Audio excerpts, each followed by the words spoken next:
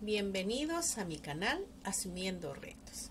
Bueno, en estos días los docentes nos encontramos dedicados a elaborar el informe y reporte del trabajo remoto que venimos realizando. Esta vez requerido con el oficio múltiple 040 del 2020 emitido por el Minedu el 25 de mayo. Adjunto a este oficio nos ha llegado dos formatos, el formato 1 y el formato 2. Es sobre estos formatos que el Minedu emite un segundo oficio múltiple, el 042, emitido el 29 de mayo. En este segundo oficio se realizan precisiones sobre la elaboración y presentación de estos informes. ¿Qué nos dice? El informe mensual de las actividades realizadas se harán con el formato 1, es decir, a partir de mayo se van a utilizar el formato 1. Y el informe sobre el balance del periodo de trabajo remoto efectuado durante los meses de marzo y abril del 2020 se desarrollará con el formato 2, es decir, se va a utilizar por única vez. Asimismo, dice que son de aplicación en aquellas regiones donde la DRE o UGEL no viene implementando de manera formal ningún mecanismo de informe o reporte del trabajo remoto.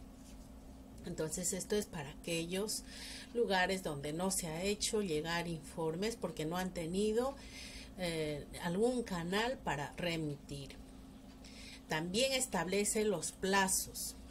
El informe del trabajo remoto del mes de mayo tienen plazo para presentar hasta el 3 de junio.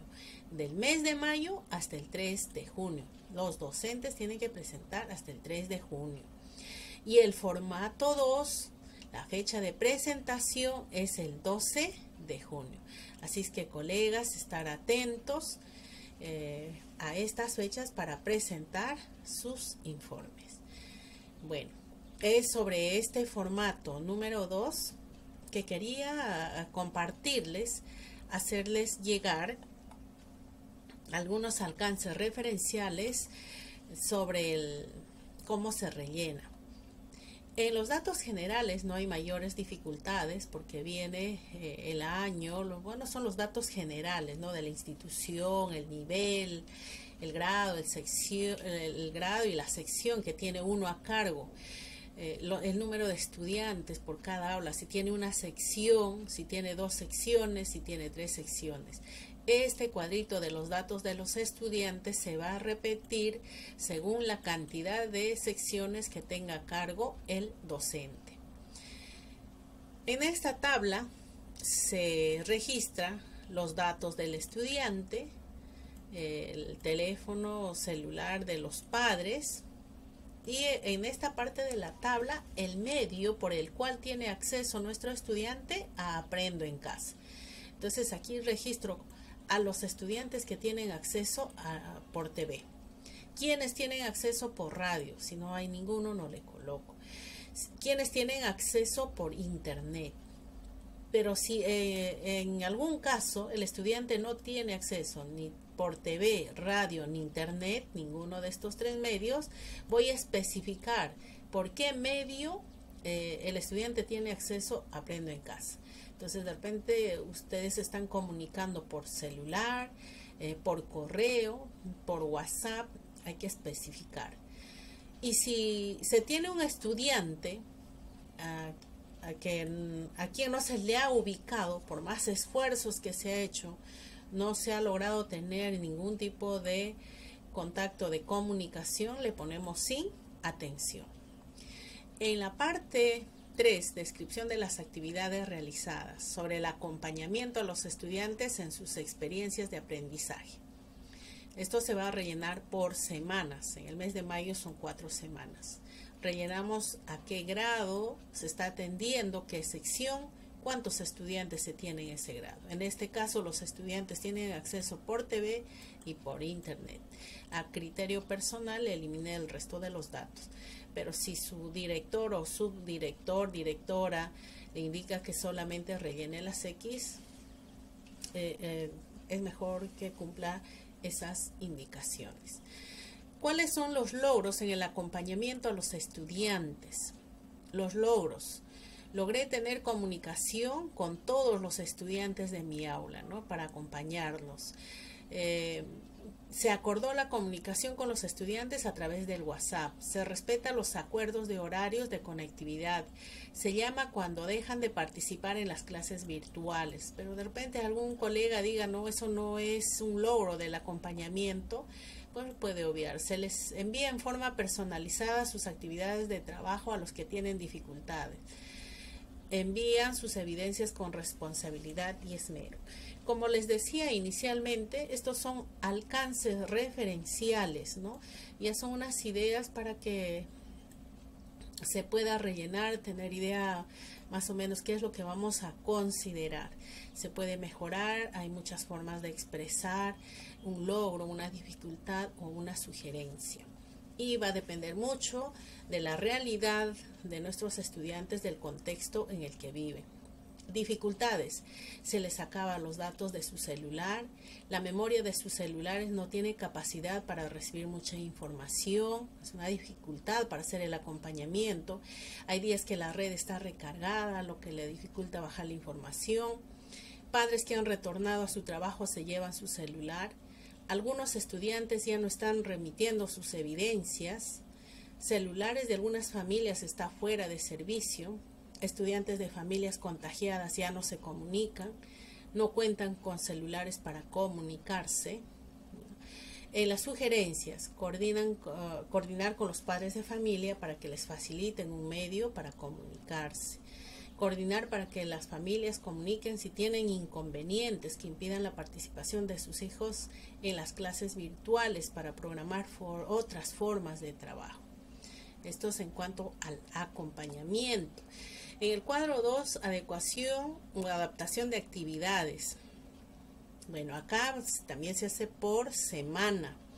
En la primera semana, de repente ustedes han realizado unos gráficos en una hoja Bond, unos organizadores visuales con parte de la información de Aprendo en Casa para que ellos complementen, ¿no? Entonces, eso sería una actividad adaptada.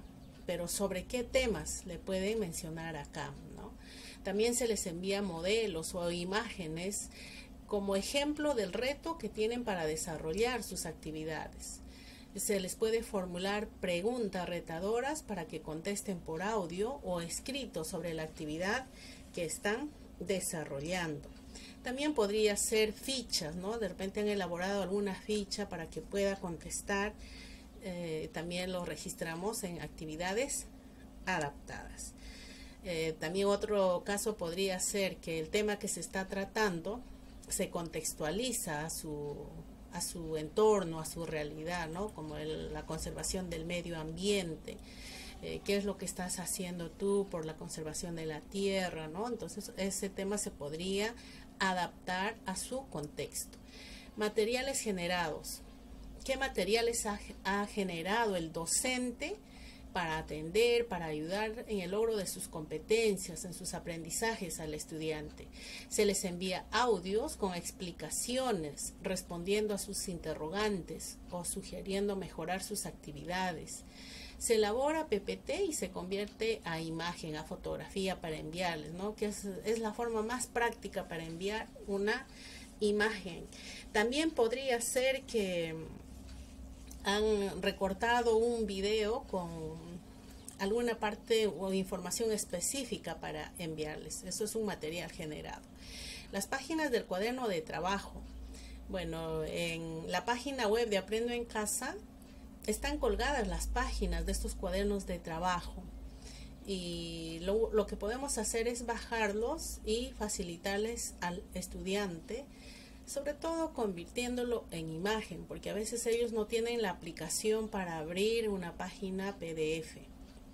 Esto se rellena por los 4 meses dependiendo qué actividades adaptadas, qué materiales generados se ha utilizado. ¿Cuáles son los logros? Bueno, acá viene los alcances referenciales. Los estudiantes lograron cumplir con los retos propuestos a partir de Aprendo en Casa. Al recibir sus evidencias podemos ver las actividades que necesitan retroalimentación. En sus actividades se evidencia que los materiales y o ejemplos complementarios ha contribuido a mejorar sus aprendizajes. Entonces, todo el esfuerzo que ha hecho el docente en sus actividades adaptadas, en sus materiales generados, pues ha logrado que el estudiante realice una mejor actividad y logre sus competencias. En las dificultades, cuando se les acaba sus datos, se pierde conectividad. La lentitud de la transferencia de datos, el internet, ¿no? Cuando se cuelga el internet, tampoco se les puede compartir enlaces, links de páginas o de YouTube porque se consumen sus datos o no tienen internet. Los padres que retornan a sus trabajos se llevan el celular y tienen que esperar que retornen. Sería otra dificultad. La entrega de evidencia se retrasa por situaciones familiares. Por razones económicas no pueden recargar sus celulares. Sugerencias para mejorar su trabajo en esta actividad. Seguir buscando formas de hacer llegar actividades y materiales complementarios para que puedan seguir adelante nuestros estudiantes. Bueno, en estos tiempos, en este trabajo remoto, realmente la creatividad de los docentes ha rebasado toda expectativa. Los docentes han sacado lo mejor de sí para atender a los estudiantes. En el cuadro 3, recojo de evidencias y retroalimentación a estudiantes. Bueno, ¿qué evidencias tenemos de que nuestros estudiantes están realizando sus actividades? Fotografías, generalmente son fotografías, es lo más práctico para ellos. También envían videos, ¿no? Audios. O también envían trabajos realizados en PPT o en Word. Se puede mencionar fotografías de qué actividad, por ejemplo, cómo rescatar la Amazonía peruana, ¿no? Pueden haberlo enviado en una fotografía. ¿Qué puedes hacer tú para conservar la naturaleza? Su texto argumentativo, su cuento, ¿no? Por ejemplo, también ha habido una actividad de arte y cultura, el afiche con pensamientos positivos. Entonces, ¿qué evidencias hemos recibido de nuestros estudiantes? Y aspectos de retroalimentación. Cuando se evidencia que una actividad está siendo desarrollada con dificultad, por ejemplo, la estructura de un texto argumentativo o la estructura de un cuento, ¿no? Se les formula preguntas retadoras para que ellos mismos reflexionen y puedan ellos mismos identificar dónde está su dificultad. Se le vuelve a explicar o se le envía ejemplos en imágenes. Bien, esto también se trabaja por semana. Acá puede haber muchas otras ideas, muchos otros trabajos que el docente está realizando. ¿Cuáles son los logros en el recojo de evidencias y retroalimentación? Los estudiantes remiten con responsabilidad sus evidencias, corrigen con esmero las observaciones de sus actividades, se obtienen mejores resultados después de la retroalimentación, se logran los retos de aprendizaje. Dificultades, algunas fotografías no son nítidas o difusas, eso ya depende de la cámara del celular del estudiante. Tenemos que ampliarlo lo más posible para poder revisar y hacerle las observaciones o también hacerle llegar el reconocimiento por el esmero de su trabajo. Cuando se les acaba sus datos, demoran en enviar sus evidencias. La entrega de evidencias se retrasa por situaciones familiares, se cuelga el internet. Estudiantes que no comprenden las actividades que van a realizar. No hay ningún control, en la casa de repente no está papá, mamá y al momento que está viendo su programa Aprendo en Casa o está escuchando o está trabajando por internet se distrae, no tiene el cuaderno de apuntes, pues es lógico que después el estudiante va a tener dificultades para desarrollar sus retos.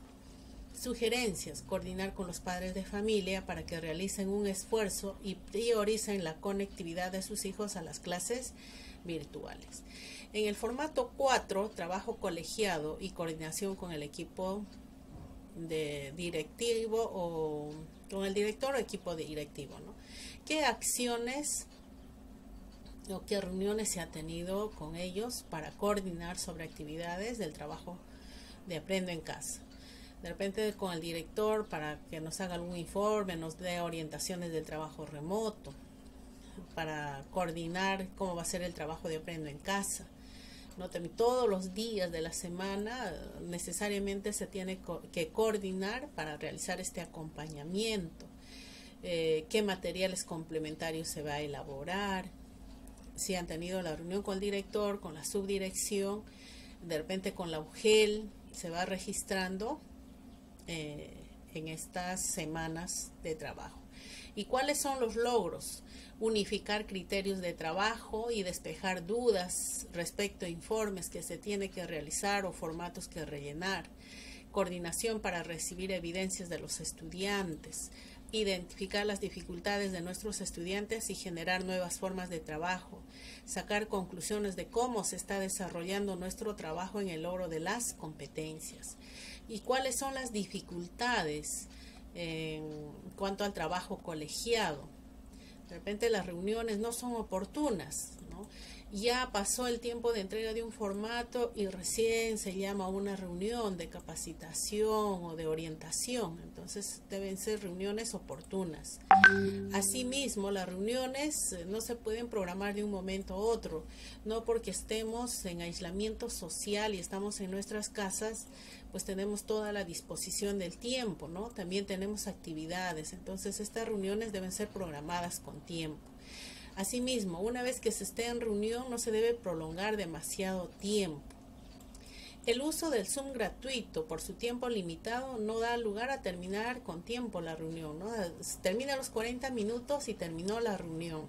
En todo caso, tendría que ser bien programado y respetar los tiempos. ¿Cuáles son las sugerencias? Generalmente, cuando se hace los detalles de las dificultades, en las sugerencias se van respondiendo con una idea, con una sugerencia a cada dificultad. Bueno, en este caso, elegir una plataforma social adecuada de comunicación para no tener corte en el tiempo y quedarnos sin finalizar. Comunicar con tiempo las fechas de reunión. Se respete el tiempo establecido para la reunión y no se extiende demasiado. Bueno, puede haber muchas otras sugerencias, dificultades, logros, dependiendo del contexto donde trabaje el docente. 5. Comunicación con la familia. Bueno, acá hay que comunicarse y registrar el tema recurrente en torno al cual giró la comunicación. Por decir, en la primera semana hubo la necesidad de comunicarse con 6 familias. ¿Por qué? Porque no había conectividad con ellos, se perdió la comunicación o no envían sus evidencias, de repente el estudiante se encuentra enfermo, ¿no? Entonces se le tiene que llamar, comunicar. También esto es por semana. Pero si en alguna semana no ha sido necesario, no se registra nada.